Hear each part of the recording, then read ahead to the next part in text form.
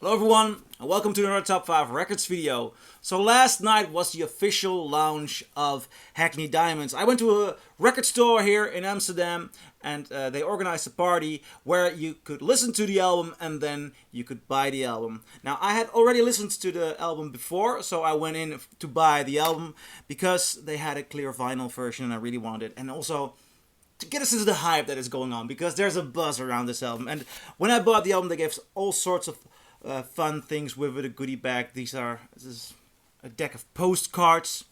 I really like the way they're approaching this, and they're not charging extra for it because what it was all about last night. And I'm going to be showing you the vinyl, and I'm going to be reviewing the quality of the vinyl. That is this: the clear vinyl version of Hackney Diamonds. Now, I'll show you the hype sticker. So this is a diamond exclusive clear heavyweight vinyl. And I went in, I bought this, and you know what? I'll try to get the foil out of there so I can, because I want to keep it, I don't want to seal closed, but I like to put the cover back in there. But I also want to show you the way they press this. And as a matter of fact, I haven't seen the inlay myself, so this will be quite a surprise for me as well. And the artwork of the cover for me is already quite something. This is, it's made in the Czech Republic, but I believe, but I should check, that the vinyl itself is pressed in the Netherlands. Because it has a beam sticker on there. Now, this is a very thick cardboard cover. And I'm actually very happy that they did that, because this album comes in at 35 euros. And 35 euros is, I think that's a lot of money for a new album. Now, more and more that is becoming the norm. And there are people who go way beyond that. A new Taylor Swift album will cost about 50 euros on vinyl next week. Taylor's version of 1989, for example. But there are 3 vinyls inside. This has 1 vinyl. Yet, you know, it's a new album, something's coming out, this is a big release, and they're released with a thick cardboard box, and it's a gatefold. I haven't seen it myself. I'm looking at the reflection of the video, and that's okay. It's an okay design. I really like the front, I really like the back, but what I even like more is to open it. What have they done? They have given a inner sleeve which does not hold the record itself. So this is really for the vinyl collectors. But I like this. It has credits on the songs,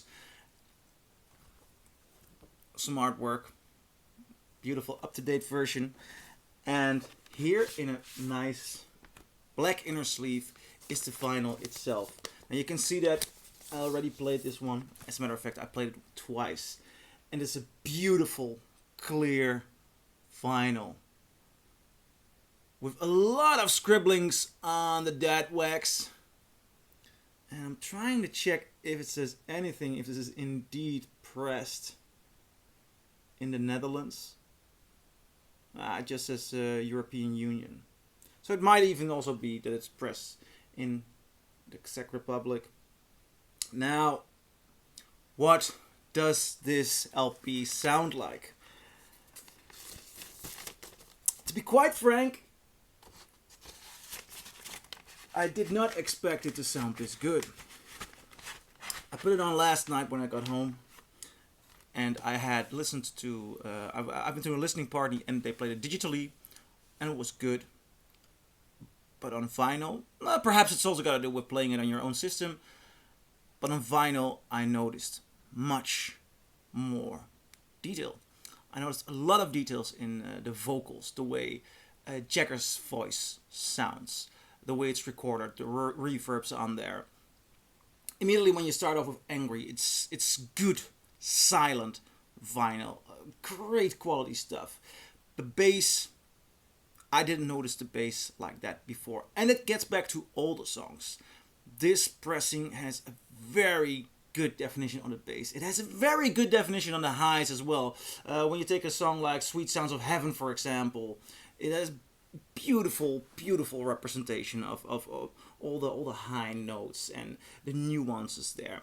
I also really like the way a song like Rolling Stone Blues is pressed and represented, because there is so much information in the way they did the reverb on the harmonica, on the voice, on the guitar, and all that definition is there. Also, when you take a look at the song like Bite My Head Off with Paul McCartney on the bass, the punk song, I really enjoy what this bass guitar sounds like. And this definition, you know, I haven't heard the songs like this before, you know, so it's pretty good. And I even notice how much more fun McCartney is having. It's a beautiful, rough sound. So, first things first, the sound quality, the definition is really good.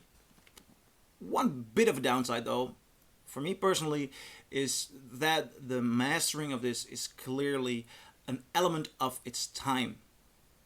Hear me out on that. When you compare this to, for example, the Black and Blue pressing I did a video on, it has a lot of dynamics. A lot of records these days get mixed with a more monotone volume dynamic.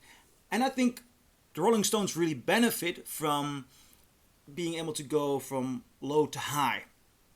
This is more so basically the same. It's pretty common. You notice it with Queen pressings. You notice it with a lot of pressings these days. And since this is the only mastering, this is the best version we're gonna get. And again, the sound quality is spectacular.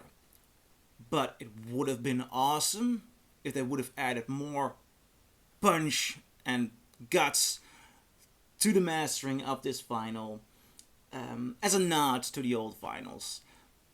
Use the silence and the volume in Angry. I would have loved it when this album would give more of an explosion on Angry, on Sweet Sounds of Heaven, perhaps even on Live by the Sword. You know, that you notice in volume we're racing and we're going there.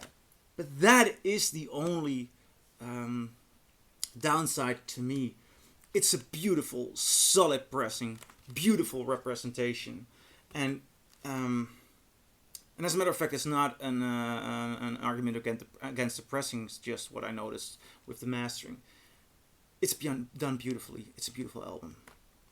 Good final. So that is my review. What do you guys think? Do you agree? Do you disagree? Leave a comment below, and I'll see you in the next video. Bye.